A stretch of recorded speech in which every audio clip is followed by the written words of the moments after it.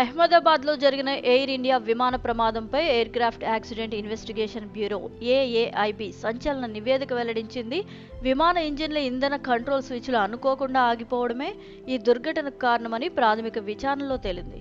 Takeoff సమయంలో విమానం 180 NATS గరిష్ట వేగాన్ని చేరుకున్న క్షణంలో ఇంజిన్ 1 మరియు ఇంజిన్ 2 ఇంధన స్విచ్లు రన్ నుంచి కటాఫ్ స్థితికి మారాయి. దీంతో ఇంజిన్లకు ఇంధన సరఫరా నిలిచిపోయి విమానం వేగం తగ్గడం ప్రారంభించింది. కాక్పిట్లో ఒక పైలట్ స్విచ్లు ఎందుకు ఆఫ్ చేశావని మరో పైలట్ను ప్రశ్నించగా నేను చేయలేదు అని సమాధానం వచ్చింది. ఈ గందరగోళంలో విమానం ఎయిర్పోర్ట్ పెరిమీటర్ గోడను దాటిన వెంటనే ఎత్తు కోల్పోయి కిందకు దిగడం మొదలైంది.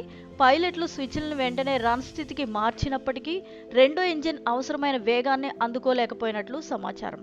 దీంతో మధ్యాహ్నం 1:39 పైలట్ మేడే మేడే మేడే అనే అత్యవసర సంకేతాన్ని పంపించినట్లు తెలుస్తోంది. ఏఏఐబి నివేదిక ప్రకారం స్విచ్లు కటాఫ్ స్థితికి ఎందుకు మారాయనే దానిపై విచారణ కొనసాగుతోంది. ఈ ఘటన విమాన భద్రతపై మరోసారి ఆందోళనలను రేకెత్తించింది.